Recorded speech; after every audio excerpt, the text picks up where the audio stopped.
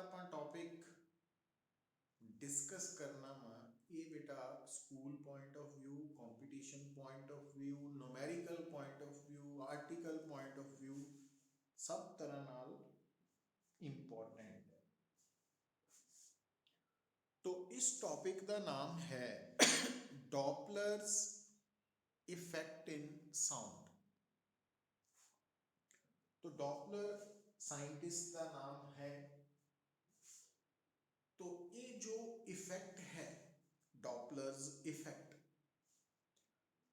ਇਹਦਾ concern basically ਤਾਂ ਹਰ ਤਰ੍ਹਾਂ ਦੀ ਵੇਵ ਦੇ ਨਾਲ ਹੈ।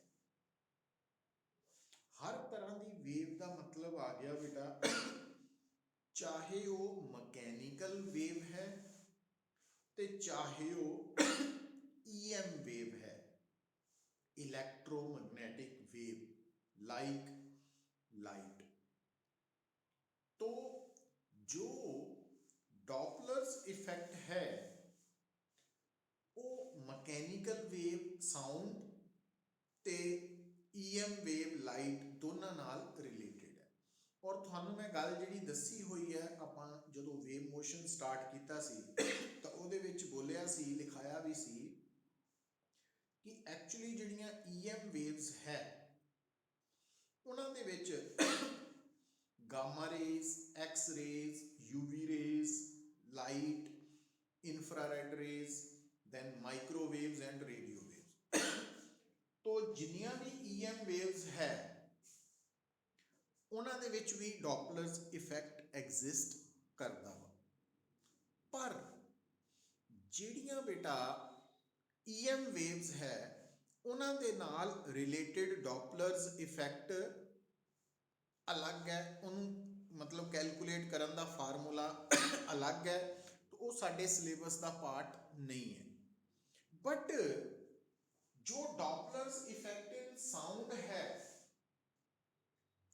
तो साउंड मैकेनिकल वेव है, तो आपां सिर्फ इनू ही डीपली स्टडी करना वा सिलेबस के अकॉर्डिंगली, क्योंकि ये साडे सिलेबस का इंपॉर्टेंट पार्ट है।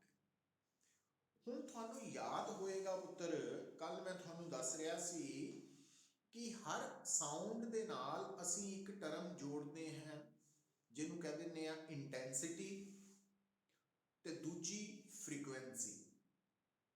और फ्रीक्वेंसी दे नाल जुड़ी हुई टर्म है पिच।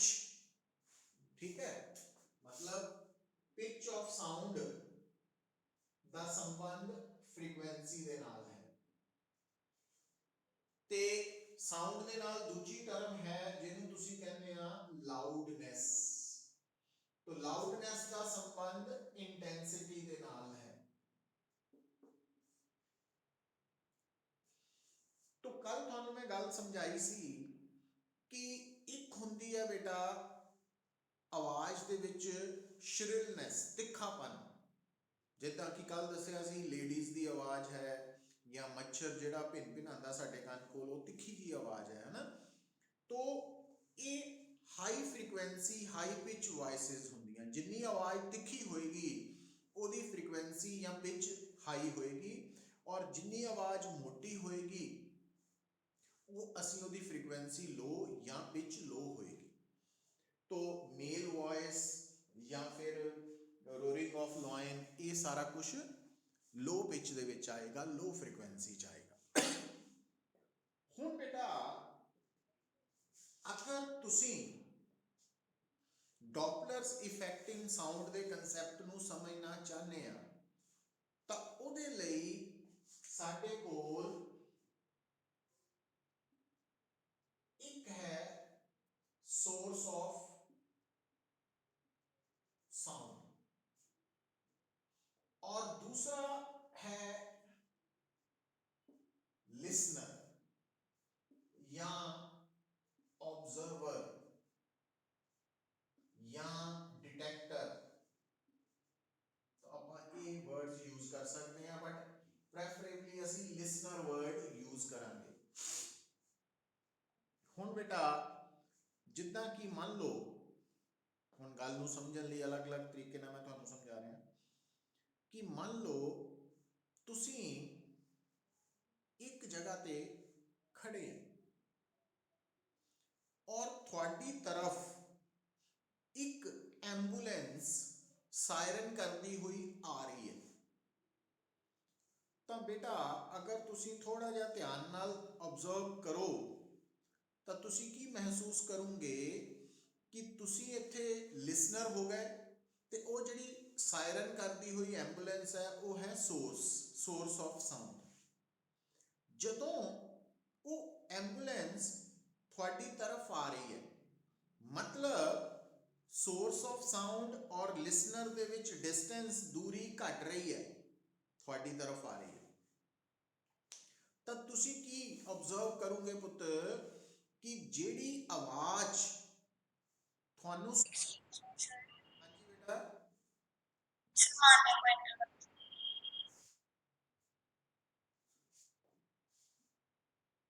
मान्या दी रिक्वेस्ट ही नहीं आई पुत्र।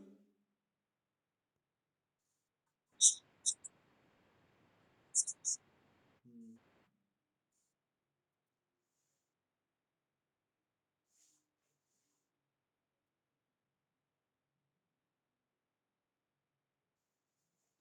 तो जदों बेटा तुसी मतलब एग्जाम्पल आप की ले रहे हैं कि तुसी लिसनर तुसी एक जगह ते खड़े हैं है ना, ते दूसरी तरफ थोड़ी तरफ एक सायरन करती हुई एंबूलेंस आ रही है। तो हुण इस सिचुएशन च तुसी लिसनर है और सायरन करती हुई एंबूलेंस जो है वो सोर्स ऑफ साउंड है। तो हुण इस सिचुएशन च की हो रहा कि जिहड़ी एंबूलेंस है वो मैं क्या थोड़ी तरफ आ रही है मतलब सोर्स ऑफ साउंड और लिसनर दे विच गैप घट रहा। तो तुसी जिहड़ी आवाज सुनाई दे रही है ना थानू जे उन्हें ध्यान नाल सुनो तो तुसी की महसूस करोगे कि जिद्दां जिद्दां वो सायरन करती हुई एंबूलेंस थोड़े नज़दीक आ रही है तो तुसी ओदी जिहड़ी आवाज है इदां महसूस करोगे कि ओदी आवाज ज्यादा तो ज्यादा श्रिल हो रही है। मतलब उस आवाज की जिहड़ी फ्रीक्वेंसी है वो थानू वधी हुई महसूस होएगी भी ज़्यादा हो रही है। जिद्दां जिद्दां वो सोर्स ऑफ साउंड थोड़े नज़दीक आ रही है तो थानू ओदी आवाज़ की फ्रीक्वेंसी श्रिलनेस पिच वधदी हुई महसूस होएगी।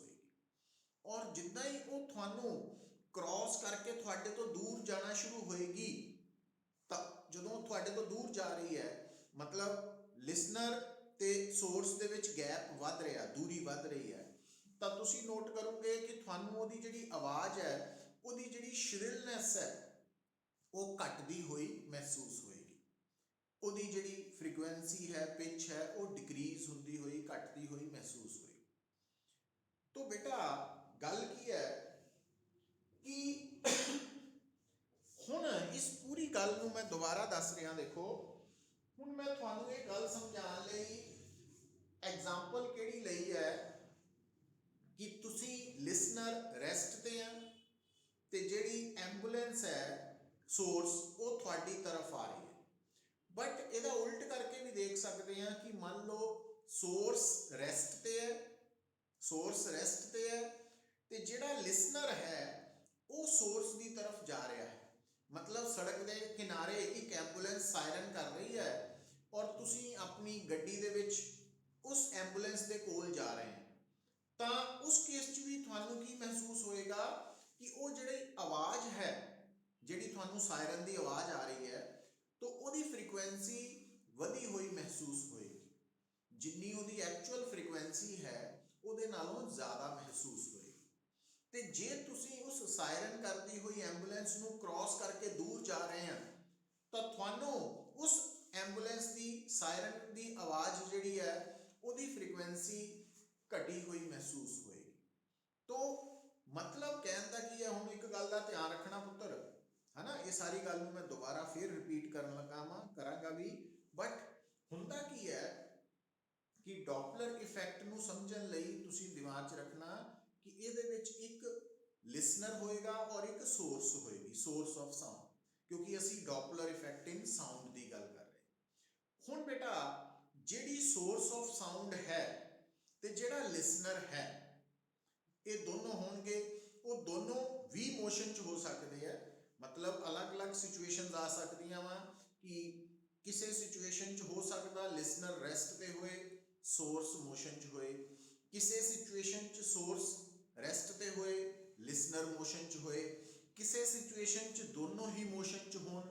ਬਟ ਮਜ਼ੇਦਾਰ ਗੱਲ ਕੀ ਹੈ, ਇੰਟਰਸਟਿੰਗ ਗੱਲ ਕੀ ਹੈ ਕਿ ਜਦੋਂ ਵੀ ਸੋਰਸ ਔਰ ਲਿਸਨਰ ਦੇ ਵਿੱਚ ਗੈਪ ਘਟੇਗਾ, ਜਦੋਂ ਵੀ ਸੋਰਸ ਔਰ ਲਿਸਨਰ ਦੇ ਵਿੱਚ ਗੈਪ ਘਟੇਗਾ ਤਾਂ ਜਿਹੜੀ ਲਿਸਨਰ ਨੂੰ ਸਾਊਂਡ ਸੁਣਾਈ ਦੇਗੀ ਉਹਦੀ ਫ੍ਰੀਕੁਐਂਸੀ ਜਿੰਨੀ ਸਾਊਂਡ ਦੀ ਐਕਚੁਅਲ ਫ੍ਰੀਕੁਐਂਸੀ ਹੈ ਉਹਦੇ ਨਾਲੋਂ ਜ਼ਿਆਦਾ ਸੁਣਾਈ ਦੇਗੀ। ਤੇ ਜਦੋਂ ਵੀ ਸੋਰਸ ਤੇ ਲਿਸਨਰ ਦੇ ਵਿੱਚ ਗੈਪ ਵਧੇਗਾ, ਇੱਕ ਦੂਜੇ ਤੋਂ ਰਿਲੇਟਿਵਲੀ ਦੂਰ ਜਾਣਗੇ, ਤਾਂ ਉਦੋਂ ਲਿਸਨਰ ਨੂੰ ਜਿਹੜੀ ਆਵਾਜ਼ ਸੁਣਾਈ ਦੇਗੀ ਉਹਦੀ ਫ੍ਰੀਕੁਐਂਸੀ ਜਿੰਨੀ ਸਾਊਂਡ ਦੀ ਐਕਚੁਅਲ ਫ੍ਰੀਕੁਐਂਸੀ ਹੈ ਉਹਦੇ ਨਾਲੋਂ ਘੱਟ ਸੁਣਾਈ ਦੇਗੀ। ਤੋ ਹੁਣ ਬੇਟਾ ਇੱਕ ਟਰਮ ਇੱਥੇ ਸੁਣ ਲੈਣਾ ਕਿ ਐਕਚੁਅਲੀ ਜਿਹੜੀ ਸੋਰਸ ਹੈ, ਜਿਹੜੀ ਸਾਊਂਡ ਪੈਦਾ ਕਰ ਰਹੀ ਹੈ, ਉਸ ਸਾਊਂਡ ਦੀ ਜਿਹੜੀ ਸਹੀ ਫ੍ਰੀਕੁਐਂਸੀ ਹੈ, ਐਕਚੁਅਲ ਫ੍ਰੀਕੁਐਂਸੀ ਹੈ, ਉਹਨੂੰ ਅਸੀਂ ਐਕਚੁਅਲ ਜਾਂ ਟਰੂ ਫ੍ਰੀਕੁਐਂਸੀ ਕਹਿੰਦੇ ਨੇ। ਤੋ ਡੋਪਲਰ ਇਫੈਕਟ ਦੇ ਵਿੱਚ ਅਸੀਂ ਇੱਕ ਟਰਮ ਯੂਜ਼ ਕਰਾਂਗੇ ਟਰੂ ਫ੍ਰੀਕੁਐਂਸੀ ਜਾਂ actual frequency.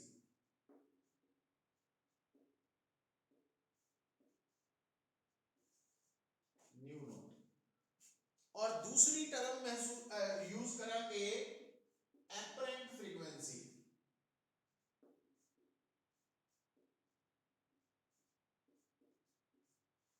New actual frequency या ट्रू फ्रीक्वेंसी का मतलब है कि जिहड़ी सोर्स ऑफ साउंड पैदा कर रही है ਉਹਦੀ एक्चुअली फ्रीक्वेंसी जिहड़ी है वो है न्यू नॉट। पर जिहड़ा लिसनर है ਉਹਨੂੰ ਜਿਹੜੀ ਉਹ ਆਵਾਜ਼ ਸੁਣਾਈ ਦੇ ਰਹੀ ਹੈ ਉਹਦੀ ਫ੍ਰੀਕੁਐਂਸੀ ਜਿੰਨੀ ਮਹਿਸੂਸ ਹੋ ਰਹੀ ਹੈ ਉਹ ਡਿਪੈਂਡ ਕਰੇਗਾ, ਐਕਚੁਅਲੀ ਡਿਪੈਂਡ ਕਰੇਗਾ ਕਿ ਜਿਹੜਾ ਲਿਸਨਰ ਹੈ ਔਰ ਸੋਰਸ ਹੈ, ਅਗਰ ਦੋਨਾਂ ਦੇ ਵਿੱਚ ਗੈਪ ਚੇਂਜ ਨਹੀਂ ਹੋ ਰਿਹਾ, ਅਗਰ ਲਿਸਨਰ ਔਰ ਸੋਰਸ ਆਫ ਸਾਊਂਡ ਦੇ ਵਿੱਚ ਜਿਹੜਾ ਗੈਪ ਹੈ, ਡਿਸਟੈਂਸ ਹੈ, ਉਹ ਕਾਂਸਟੈਂਟ ਰਹਿੰਦਾ ਵਾ, ਤਾਂ ਫਿਰ ਬੇਟਾ ਲਿਸਨਰ ਨੂੰ ਜਿਹੜੀ ਸਾਊਂਡ ਸੁਣਾਈ ਦੇ ਰਹੀ ਹੈ ਉਸ ਸਾਊਂਡ ਦੀ ਜਿਹੜੀ ਫ੍ਰੀਕੁਐਂਸੀ, ਐਪਰੈਂਟ ਫ੍ਰੀਕੁਐਂਸੀ ਹੈ, ਉਹਦੀ ਵੈਲਿਊ ਉਨੀ ਹੀ ਹੋਏਗੀ ਜਿੰਨੀ ਟਰੂ ਫ੍ਰੀਕੁਐਂਸੀ ਦੀ ਵੈਲਿਊ ਹੈ। ਪਰ ਜੇ ਬੇਟਾ ਤੁਹਾਡਾ ਲਿਸਨਰ ਸੋਰਸ ਦੇ ਨਜ਼ਦੀਕ ਪਹੁੰਚ ਰਿਹਾ ਵਾ, ਔਰ ਸੋਰਸ ਦੇ ਨਜ਼ਦੀਕ ਪਹੁੰਚਣ ਦਾ ਮਤਲਬ ਜਾਂ ਤਾਂ ਲਿਸਨਰ ਸਟੇਸ਼ਨਰੀ ਸੋਰਸ ਦੇ ਕੋਲ ਜਾਏਗਾ ਜਾਂ ਸੋਰਸ ਲਿਸਨਰ ਸਟੇਸ਼ਨਰੀ ਲਿਸਨਰ ਦੇ ਕੋਲ ਆਏਗੀ, ਜਾਂ ਦੋਨੋਂ ਇੱਕ ਦੂਜੇ ਦੇ ਨਜ਼ਦੀਕ ਆ ਰਹੇ ਹੈ। ਮਤਲਬ ਜਦੋਂ ਵੀ ਲਿਸਨਰ ਤੇ ਸੋਰਸ ਦੋਨਾਂ ਦੇ ਵਿੱਚ ਜਿਹੜਾ ਗੈਪ ਹੈ, ਦੂਰੀ ਹੈ, ਡਿਸਟੈਂਸ ਹੈ, ਅਗਰ ਉਹ ਕਾਂਸਟੈਂਟ ਰਹਿੰਦਾ ਵਾ ਤਾਂ ਜਿਹੜੀ ਲਿਸਨਰ ਨੂੰ ਸੁਣਾਈ ਦੇ ਰਹੀ ਸਾਊਂਡ ਹੈ, ਜਿਹਨੂੰ ਉਸ ਫ੍ਰੀਕੁਐਂਸੀ ਨੂੰ ਅਸੀਂ ਐਪਰੈਂਟ ਫ੍ਰੀਕੁਐਂਸੀ ਬੋਲ ਰਹੇ ਹਾਂ, ਉਹਦੀ ਵੈਲਿਊ ਟਰੂ ਫ੍ਰੀਕੁਐਂਸੀ ਦੇ ਬਰਾਬਰ ਹੋਏਗੀ। ਪਰ ਜਿੱਦਾਂ ਹੀ ਲਿਸਨਰ ਔਰ ਸੋਰਸ ਦੇ ਵਿੱਚ ਜਿਹੜਾ ਗੈਪ ਹੈ ਉਹ ਘਟੇਗਾ ਤਾਂ ਉਸ ਵਕਤ ਲਿਸਨਰ ਨੂੰ ਸੁਣਾਈ ਦੇਣ ਵਾਲੀ ਐਪਰੈਂਟ ਫ੍ਰੀਕੁਐਂਸੀ ਦੀ ਵੈਲਿਊ ਟਰੂ ਫ੍ਰੀਕੁਐਂਸੀ ਤੋਂ ਜ਼ਿਆਦਾ ਹੋਏਗੀ। ਔਰ ਜਦੋਂ ਲਿਸਨਰ ਔਰ ਸੋਰਸ ਦੇ ਵਿੱਚ ਗੈਪ ਵੱਧ ਰਿਹਾ ਵਾ, ਦੂਰੀ ਵੱਧ ਰਹੀ ਹੈ, ਤਾਂ ਲਿਸਨਰ ਨੂੰ ਸੁਣਾਈ ਦੇ ਰਹੀ ਐਪਰੈਂਟ ਫ੍ਰੀਕੁਐਂਸੀ ਦੀ ਵੈਲਿਊ ਟਰੂ ਫ੍ਰੀਕੁਐਂਸੀ ਤੋਂ ਲੈਸ ਦੈਨ ਹੋਏਗੀ, ਘੱਟ ਹੋਏਗੀ। ਸੋ ਇਹਦਾ ਮਤਲਬ ਜਦੋਂ ਵੀ ਲਿਸਨਰ ਔਰ ਸੋਰਸ ਦੇ ਵਿੱਚ ਰਿਲੇਟਿਵ ਮੋਸ਼ਨ ਹੋਏਗਾ ਤਾਂ ਜੋ ਐਪਰੈਂਟ ਫ੍ਰੀਕੁਐਂਸੀ ਹੈ ਉਹਦੀ ਵੈਲਿਊ ਟਰੂ ਫ੍ਰੀਕੁਐਂਸੀ ਤੋਂ ਅਲੱਗ ਹੋਏਗੀ। ਮਤਲਬ ਸੋਰਸ ਆਫ ਸਾਊਂਡ ਦੀ ਜਿਹੜੀ ਫ੍ਰੀਕੁਐਂਸੀ ਹੈ ਉਹ ਅਲੱਗ ਮਹਿਸੂਸ ਹੋਏਗੀ, ਸੁਣਾਈ ਦੇਗੀ। ਔਰ ਇਹ ਜਿਹੜੀ ਫ੍ਰੀਕੁਐਂਸੀ ਦੇ ਵਿੱਚ ਚੇਂਜ ਆ ਰਹੀ ਹੈ ਤਾਂ ਉਹ ਕਿਉਂ ਆ ਰਹੀ ਹੈ? Because of the relative motion between source and listener. ਤਾਂ ਉਸ ਫਿਨੋਮੀਨਾ ਨੂੰ ਅਸੀਂ ਕਹਿ ਦਿੰਦੇ ਆ ਡੋਪਲਰਸ ਇਫੈਕਟ। ਔਰ ਇਹ ਡੋਪਲਰ ਇਫੈਕਟ ਸਾਊਂਡ ਦੇ ਵਿੱਚ ਵੀ ਐਪਲੀਕੇਬਲ ਹੈ, ਲਾਈਟ ਦੇ ਵਿੱਚ ਵੀ ਐਪਲੀਕੇਬਲ ਹੈ। ਤਾਂ ਲਾਈਟ ਦੇ ਕੇਸ 'ਚ ਵੀ ਇਦਾਂ ਹੀ ਹੋਏਗਾ। ਬਟ ਲਾਈਟ ਦੇ ਕੇਸ 'ਚ ਅਸੀਂ ਜਿਹੜਾ ਵਰਡ ਹੈ ਉਹ ਲਿਸਨਰ ਦੀ ਜਗ੍ਹਾ ਆਬਜ਼ਰਵਰ ਯੂਜ਼ ਕਰਾਂਗੇ, ਕਿਉਂਕਿ ਲਿਸਨਰ ਸਾਊਂਡ ਦੇ ਨਾਲ ਜੁੜੀ ਟਰਮ ਹੈ ਨਾ। ਸੋ ਇਹ ਪੁਆਇੰਟ ਹੈ। ਤਾਂ ਇੱਥੇ ਤੱਕ ਤੁਹਾਨੂੰ ਕਿਸੇ ਨੂੰ ਕੋਈ ਕਿਸੇ ਤਰ੍ਹਾਂ ਦਾ ਡਾਊਟ? सब नु क्लियर? तो लिख लो पुत्र, तो लिखो डॉपलर्स इफेक्ट इन साउंड ਦਾ ਕਨਸੈਪਟ ਕੀ ਹੈ। तो ਆ ਤਾਂ ਮੈਂ ਰਫਲੀ ਲਿਖਿਆ ਵਾ ਵੀ ਆਹ ਟਰਮਸ ਯੂਜ਼ ਹੋਣੀਆਂ ਤੁਹਾਡੇ ਸਾਹਮਣੇ ਆਣੀਆਂ, ਇਸ ਕਰਕੇ ਤੁਹਾਨੂੰ ਮਾਈਂਡ ਨੂੰ ਇਨਸਟਰਕਸ਼ਨ ਦੇਣੀਆਂ ਪੈਣੀਆਂ ਕਿ ਐਪਰੈਂਟ ਫ੍ਰੀਕੁਐਂਸੀ ਦਾ ਮਤਲਬ ਕੀ ਹੈ ਡੋਪਲਰ ਇਫੈਕਟ 'ਚ, ਕਿ ਲਿਸਨਰ ਨੂੰ ਸੁਣਾਈ ਦੇ ਰਹੀ ਜਿਹੜੀ ਸਾਊਂਡ ਹੈ ਉਹਦੀ ਫ੍ਰੀਕੁਐਂਸੀ ਐਪਰੈਂਟ ਫ੍ਰੀਕੁਐਂਸੀ, ਔਰ ट्रू फ्रीक्वेंसी का मतलब है कि ਜਿਹੜੀ ਸਾਊਂਡ सोर्स तो पैदा हो रही है वो फ्रीक्वेंसी है ट्रू फ्रीक्वेंसी और एक्चुअल फ्रीक्वेंसी। और एपरेंट और ट्रू फ्रीक्वेंसी ਦੇ ਵਿੱਚ फर्क हो भी सकता नहीं भी हो सकता। ट्रू फ्रीक्वेंसी एपरेंट ਦੇ बराबर भी हो सकती है, घट भी ज़्यादा भी, वो डिपेंड करेगा कि लिसनर और सोर्स ਦੇ ਵਿੱਚ दूरी घट रही है कि बढ़ रही है कि सेम रहती है। तो इन्हां कंडीशंस ਨੂੰ ਅਸੀਂ ਕਹਿਣ ਲੱਗੇ ਹਾਂ। तो लिखो पुत्र, डॉपलर्स इफेक्ट इन साउंड का कंसेप्ट की है कि when there is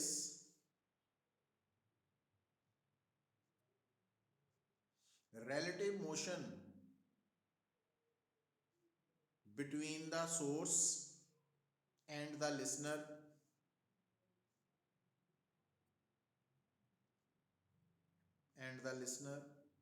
comma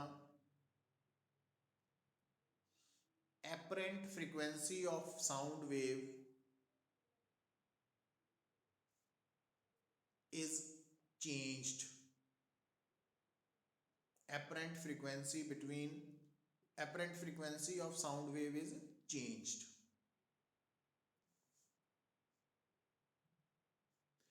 this change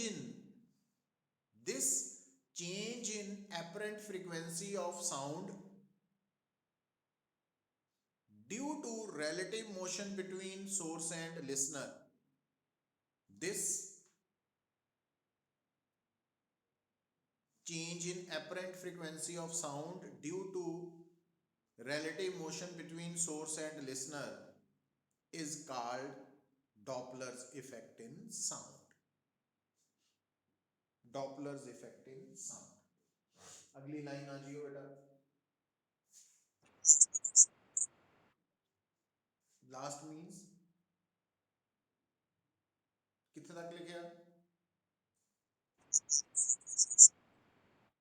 हाँ, मतलब the change in apparent frequency of sound due to relative motion between source and listener is called Doppler's effect in sound।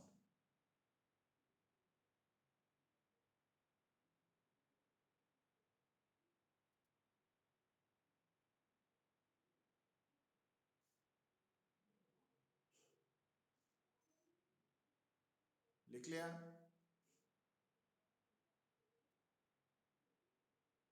हुण अगली line च लिखो,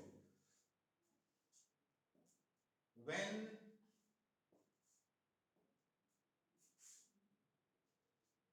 source and listener are,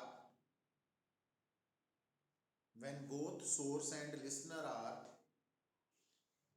approaching towards each other, when both source and listener are approaching towards each other, the apparent frequency is increased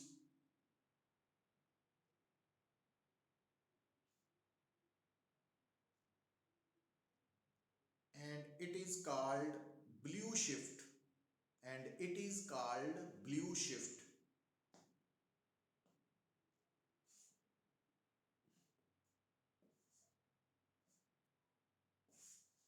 when, अगली line लिख लो, when both source and listener are receding away from each other, एक दूजे तो दूर जा रहे हैं, receding away from each other, comma apparent frequency is decreased, apparent frequency is decreased, it is called red shift, it is called red shift। ਹੁਣ ਬੇਟਾ ਦੇਖੋ ਪੂਰੇ ਵੇਵ ਮੋਸ਼ਨ ਚ ਨਾ ਤੁਸੀਂ ਇੱਕ ਗੱਲ ਯਾਦ ਰੱਖਣੀ ਹੈ ਕਿ ਜਿਹੜੀ ਫ੍ਰੀਕੁਐਂਸੀ ਹੈ it is inversely proportional to wavelength. मतलब ਜਦੋਂ ਫ੍ਰੀਕੁਐਂਸੀ ਜ਼ਿਆਦਾ ਹੋਏਗੀ ਵੇਵਲੈਂਥ ਘੱਟ ਹੋਏਗੀ ਐਂਡ ਵਾਈਸ ਵਰਸਾ ਉਲਟਾ। तो ਜਦੋਂ ਆਪਾਂ ਕਹਿੰਦੇ ਆ ਧਿਆਨ ਨਾਲ ਗੱਲ ਸੁਣਿਓ ਤੁਸੀਂ ਲਾਈਟ ਦੇ ਬਾਰੇ ਜਾਣਦੇ ਆ ਕਿ ਲਾਈਟ ਦੇ ਕੇਸ ਦੇ ਵਿੱਚ ਵਿਬਗਿਓਰ है ना। तो इस तरफ ਜਦੋਂ ਆਪਾਂ ਇਸ ਤਰफ ਜਾਣੇ ਆ ਵਾਇਲਟ ਤੋਂ ਇੰਡੀਗੋ ਤੋਂ ਬਲੂ ਤੋਂ ਗ੍ਰੀਨ ਤੋਂ ਯੈਲੋ ਤੋਂ ਔਰੰਜ ਤੋਂ ਰੈੱਡ ਵੱਲ ਨੂੰ ਤਾਂ ਜਿਹੜੀ ਵੇਵਲੈਂਥ ਹੈ ਉਹ ਇਨਕਰੀਜ਼ ਕਰਦੀ ਹੈ। ਔਰ ਜਦੋਂ ਤੁਸੀਂ ਇੱਧਰ ਨੂੰ ਜਾਂਦੇ ਆ ਰੈੱਡ ਤੋਂ ਬਲੂ ਵੱਲ ਨੂੰ ਵਾਇਲਟ ਵੱਲ ਨੂੰ ਤਾਂ ਵੇਵਲੈਂਥ ਡਿਕਰੀਜ਼ ਕਰਦੀ ਹੈ। याद रखना। ਹੁਣ ਤੁਹਾਨੂੰ ਮੈਂ ਕੀ ਲਿਖਾਇਆ ਦੇਖੋ ਤੁਸੀਂ ਧਿਆਨ ਨਾਲ ਲਿਖ ਲਿਆ ਤਾਂ ਉਹਨੂੰ ਧਿਆਨ ਨਾਲ ਦੁਬਾਰਾ ਦੇਖੋ।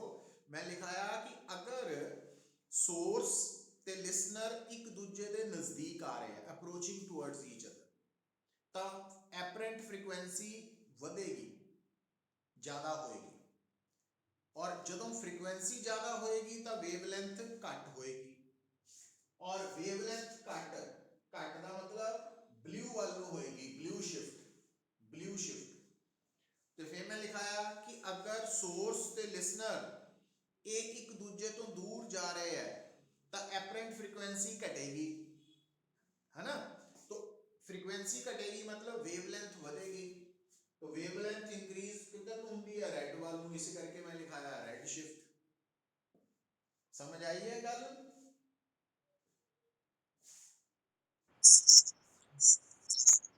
ठीक है बेटा तो ये तो डॉपलर इफेक्ट की समझ आ गई चाहिए है ना इन्हीं गल।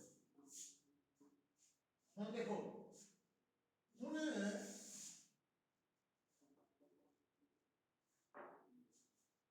देखो सब तो पहला गल नूं समझण लई असीं की करदे हां पुत्तर आ मान लो असीं शो करता मटीरियल मीडियम। ਜਿਹੜਾ ਮਟੀਰੀਅਲ ਮੀਡੀਅਮ ਹੈ तो ਉਹ ਤਾਂ ਸਾਡੇ ਲਈ ਤਾਂ ਆਮ ਹਾਲਾਤਾਂ 'ਚ ਕੀ ਹੈ ਹਵਾ ਹੀ ਹੈ ਐਟਮੋਸਫੀਅਰ 에ਅਰ। तो ਹੁਣ ਨਾਰਮਲ ਕੰਡੀਸ਼ਨ 'ਚ ਤਾਂ ਹਵਾ ਰੈਸਟ ਤੇ ਹੀ ਹੈ। ਰੈਸਟ ਦਾ ਮਤਲਬ ਬੜਾ ਹੌਲੀ ਹੌਲੀ ਚੱਲ ਰਹੀ ਹੈ ਜਿਹਨੂੰ ਅਸੀਂ ਇਗਨੋਰ ਕਰਦੇ। ਪਰ ਕਈ ਵਾਰੀ ਜਦੋਂ ਆਪਾਂ ਕਹਿੰਦੇ ਹਨੇਰੀ ਹੋ ਰਹੀ ਹੈ ਹਵਾ ਚੱਲ ਰਹੀ ਹੈ ਹਨਾ तो ਇਹਦਾ ਮਤਲਬ ਜਿਹੜਾ ਮਟੀਰੀਅਲ ਮੀਡੀਅਮ ਹੈ ਉਹ ਮੋਸ਼ਨ 'ਚ ਵੀ ਹੋ ਸਕਦਾ। तो आ मैं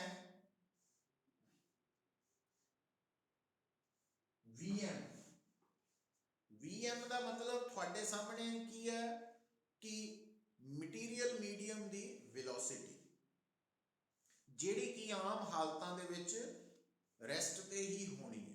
मतलब ਜਦੋਂ ਆਪਾਂ ਡੋਪਲਰ ਇਫੈਕਟ ਇਨ ਸਾਊਂਡ ਦੇ ਪ੍ਰੋਬਲਮਸ ਨੂੰ ਡੀਲ ਕਰਦੇ ਆ ਤਾਂ ਜ਼ਿਆਦਾਤਰ ਕੇਸਿਸ ਦੇ ਵਿੱਚ ਜਿਹੜੀ ਮੀਡੀਅਮ ਹੈ ਉਹ ਰੈਸਟ ਤੇ ਹੀ ਮੰਨੀ ਜਾਏਗੀ ਕਿ ਜਿਸ ਨੂਮੈਰੀਕਲ ਚ ਸਪੈਸ਼ਲੀ ਉਹ ਸਟੇਟਮੈਂਟ ਚ ਲਿਖੇਗਾ ਕਿ 에ਅਰ ਚੱਲ ਰਹੀ ਹੈ ਹਵਾ ਵਗ ਰਹੀ ਹੈ ਉਹਦੀ ਵੈਲੋਸਿਟੀ ਇੰਨੀ ਹੈ ਉੱਥੇ ਤੁਸੀਂ VM ਦੀ ਵੈਲਿਊ ਕੰਸੀਡਰ ਕਰਨੀ ਹੈ ਅਦਰਵਾਈਜ਼ VM ਨੂੰ 0 ਹੀ ਲਵਾਂਗੇ। तो ਇਹ ਧਿਆਨ ਚ ਰੱਖ ਲੈਣੀ ਗੱਲ। दूसरा पॉइंट ਜਦੋਂ ਤੁਹਾਡੇ ਸਾਹਮਣੇ ਸਾਊਂਡ ਦੀ ਕਨਸੈਪਟ ਦੀ ਗੱਲ ਆਈ ਤਾਂ ਇੱਕ ਤਾਂ ਹੋਏਗੀ S ਦਾ ਮਤਲਬ ਸੋਰਸ ਤੇ L ਦਾ ਮਤਲਬ ਲਿਸਨਰ। तो S ਦਾ ਮਤਲਬ ਸੋਰਸ L ਦਾ ਮਤਲਬ ਲਿਸਨਰ। अच्छा ਹੁਣ ਦੇਖੋ ਬੇਟਾ ਹੁਣ ਜੋ ਆਪਾਂ ਇੱਥੇ ਰਿਜ਼ਲਟ ਪਹਿਲਾਂ ਲਿਖਣ ਲੱਗੇ ਆ ਫਿਰ ਉਹਨੂੰ ਡਿਰਾਈਵ ਕਰਾਂਗੇ। ਪਹਿਲਾਂ ਰਿਜ਼ਲਟ ਲਿਖਣਾ ਆਣਾ ਚਾਹੀਦਾ ਘੋਟਾ ਲੱਗਣਾ ਚਾਹੀਦਾ ਫਿਰ ਉਹਨੂੰ ਡਿਰਾਈਵ ਬਾਅਦ ਚੋਂ ਕਰਾਂਗੇ। 4 ਲਾਈਨਾਂ ਦੀ ਡੈਰੀਵੇਸ਼ਨ ਹੈ ਬਟ ਇੰਪੋਰਟੈਂਟ ਬਹੁਤ ਹੈ। ਹੁਣ ਉਹਦੇ ਲਈ ਪਹਿਲਾਂ ਰਿਜ਼ਲਟ ਨੂੰ ਸਮਝਣ ਲਈ ਦੇਖੋ ਅਸੀਂ ਕੀ ਮੰਨ ਕੇ ਚੱਲਦੇ ਹਾਂ ਕਿ ਜਿਹੜਾ ਸਾਡਾ ਮਟੀਰੀਅਲ ਮੀਡੀਅਮ ਹੈ ਉਹ ਵੀ ਮੋਸ਼ਨ 'ਚ ਔਰ ਸੋਰਸ ਤੇ ਲਿਸਨਰ ਇਹ ਦੋਨੋਂ ਵੀ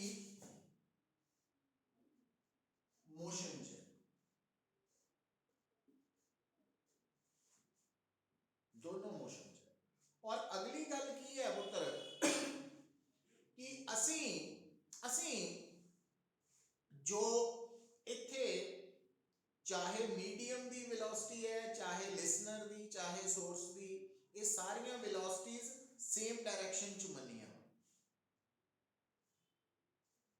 अच्छा हुण बेटा जिहड़ी साउंड है उन्होंने पैदा करने वाली नूं आपां की किया सोर्स, जिथों साउंड पैदा हो रही है। हुण एक्चुअली सोर्स तो निकली हुई जिहड़ी साउंड है उन्हें चारों पासे फैलना वा, मतलब आ जी सोर्स है साउंड की, ये निकली साउंड इधर भी जाएगी, इधर भी, इधर भी, इधर भी, इधर भी और इधर को भी। तो एक गल याद रखनी है पुत, डॉपलर इफेक्ट के नाल डील करते वक्त जो भी डॉपलर इफेक्ट के नाल रिलेटेड कोई भी प्रॉब्लम करनी है तो तुसी सब तो पहला डायग्राम दे विच सोर्स और लिसनर नूं ड्रॉ करन तो बाद सोर्स ते लिसनर दोनों नूं ड्रॉ करन तो बाद सोर्स तो लिसनर की तरफ वाली डायरेक्शन नूं पॉजिटिव मनना, पॉजिटिव मनना, और साउंड वही बननी है जिहड़ी सोर्स तो लिसनर वाली है ना। तो आ जिहड़ी साउंड है तो इहदी वेलोसिटी है v।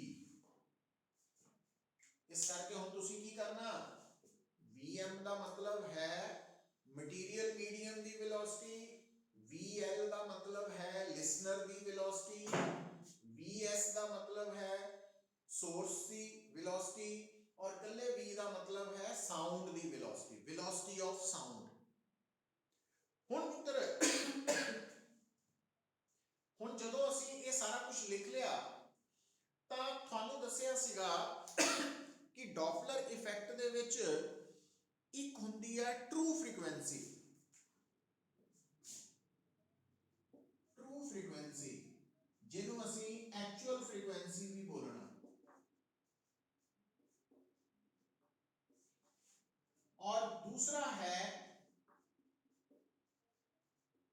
Apparent frequency. तो actually Doppler effect apparent frequency और ट्रू फ्रीक्वेंसी दे रिलेशन नूं सानूं दस रहा किदां, तो वो मैं रिलेशन लिख रहा कित्थों आया वो आपां इस तो बाद गल करांगे। तो तुसीं की करना बेटा, एपरेंट फ्रीक्वेंसी दी वैल्यू ट्रू फ्रीक्वेंसी इनटू ये कोटा लाओ, ठीक है, हाले इनू बड़ा इंपॉर्टेंट है। तो ट्रू फ्रीक्वेंसी आ है apparent frequency, apparent frequency is equal to true frequency v plus vm minus vl, और नीचे है बेटा v plus vm minus vs। मैं फिर गल कर रहा ये रिजल्ट कित्थों आया हाले मैं वो दस्सिया नहीं, तो वो मैं दसांगा तुहानूं, बट ये रिजल्ट जिहड़ा वा ये बड़े काम दा वा साडे। तो क्योंकि डॉपलर इफेक्ट के बिहाफ ते डेरिवेशन भी आ सकती है, कंसैप्चुअल प्रॉब्लम भी, न्यूमेरिकल्स भी, तो कुछ ना कुछ जरूर आना 100%, कंपीटीशन च भी पूरे चांसेस होंगे। तो हुण तुहानूं डॉपलर इफेक्ट नूं समझण लई की पता लगना चाहिए कि डॉपलर इफेक्ट इन साउंड के केस एपरेंट फ्रीक्वेंसी के बराबर होती है true frequency into v plus vm। कल्ले v का मतलब है साउंड की वेलोसिटी, vm का मतलब है मीडियम की वेलोसिटी। और थानू दस्सिया पुत्र कि आम normal conditions they which if material medium is at rest तब तुसी vm को 0 लेना, तो तुम्हारी एपरेंट फ्रीक्वेंसी हो जाएगी true frequency v minus vl over v minus vs।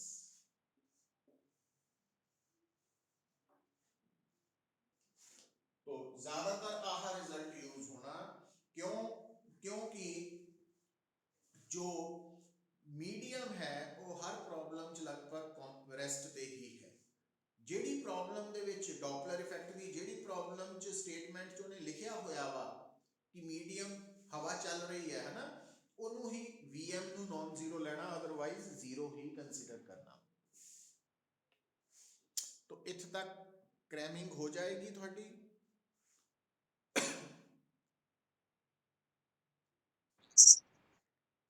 ਕਿਸੇ ਨੂੰ ਕੋਈ ਡਾਊਟ ਹੋਏ ਪੁੱਤ ਟਰਮਸ ਬਾਰੇ? ਹਾਲੇ ਡੈਰੀਵੇਸ਼ਨ ਬਾਰੇ ਨਹੀਂ ਮੈਂ ਗੱਲ ਕਰ ਰਿਹਾ, ਤੋ ਇਹ ਫਾਰਮੂਲਾ ਬਾਰੇ ਯਾਦ ਕਰ ਲੂੰਗੇ।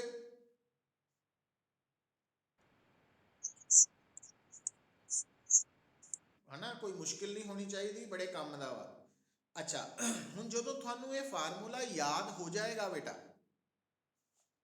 ਤਾਂ ਸਾਨੂੰ ਇਹਨੂੰ ਨੂਮੈਰੀਕਲ 'ਚ ਕਿੱਦਾਂ ਅਸੀਂ ਯੂਜ਼ ਕਰਨਾ ਜਾਂ ਅਸੀਂ ਡਿਫਰੈਂਟ ਸਿਚੁਏਸ਼ਨ 'ਚ ਕਿੱਦਾਂ ਯੂਜ਼ ਕਰਨਾ, ਹੁਣ ਉਹਦੇ ਬਾਰੇ ਮੈਂ ਤੁਹਾਨੂੰ ਡਿਟੇਲ 'ਚ ਦੱਸਣ ਲੱਗਾ ਵਾਂ। ਤੋ ਇਦਾਂ ਕਰੋ, ਮੀਟਿੰਗ ਨੂੰ ਐਂਡ ਕਰਕੇ ਰੀਜੁਆਇਨ ਕਰ ਲਓ ਪੁੱਤ, ਤਾਂ ਕਿ ਆਪਾਂ ਫਿਰ ਕੰਟੀਨਿਊਏਸ਼ਨ 'ਚ ਗੱਲ ਕਰੀਏ। ਤੋ ਕੱਲ ਤੱਕ ਇਹ ਪੂਰਾ ਟੌਪਿਕ ਕਵਰ ਹੋਣਾ।